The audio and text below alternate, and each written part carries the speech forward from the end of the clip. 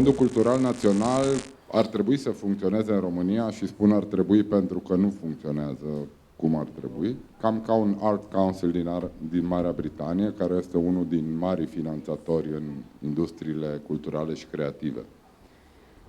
Din păcate, ca orice idee bună care apare la un moment dat, încet, încet în administrația românească se stinge așa. Și la noi se stinge în primul rând din cauza fondurilor și în al doilea rând din cauza unei legislații destul de ambigue. Niște ordonanțe de ministru, niște ordonanțe de guvern care ne limitează, care fac, care dreg. Primul lucru pe care vreau să-l știți este că fondurile se diminuează an de an. S-au pierdut fondurile loteriei, care sunt un finanțator tradițional pentru ceea ce înseamnă acest tip de fonduri. Primeam de acolo un procent care era redistribuit către ceea ce înseamnă sectorul cultural și creativ. Noi avem o terminologie un pic mai ciudată, cu operatori culturali, din astea. Vreau să salut termenul de industrie. Pare serios și este serios și dă un pic perspectiva unui fapt simplu. Acest sector, aceste industrii creative, asigură 4,8% din PIB-ul Uniunii Europene. Adică un procent mult mai mare decât real estate-ul. Și asigură undeva la tot spre 4% din locurile de muncă din Uniunea Europeană, iar perspectivele sunt că va crește numărul celor angajați în acest tip de industrii creative și culturale. Va trebui să existe cineva la nivel național, sper că FCN-ul, dar nu cu fondurile astea, care să finanțeze coagularea acestui sector.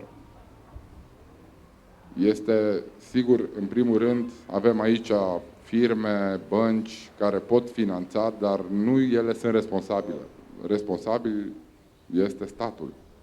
Și aici nu vreau să spun că nu e treaba statului, ba este.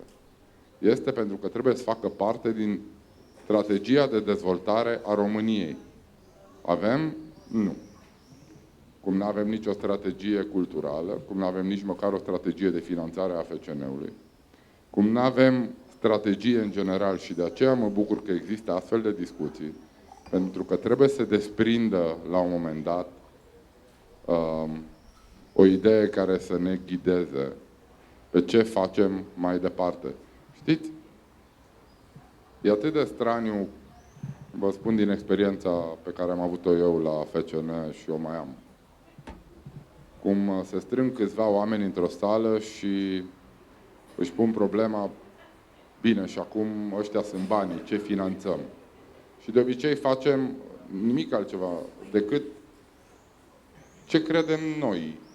La un moment dat ajungem, de obicei, cutumiar.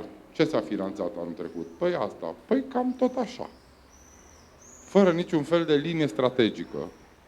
Fără niciun fel de încercare de a vedea rezultatul finanțării. Fără monitorizări, fără...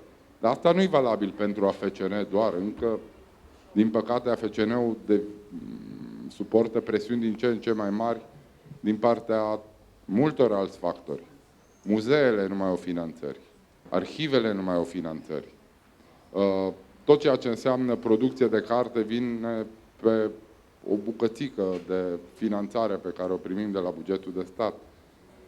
Toți operatorii culturali în fiecare an aproape se dublează numărul proiectelor. Și cu toate astea fondurile sunt mai puține.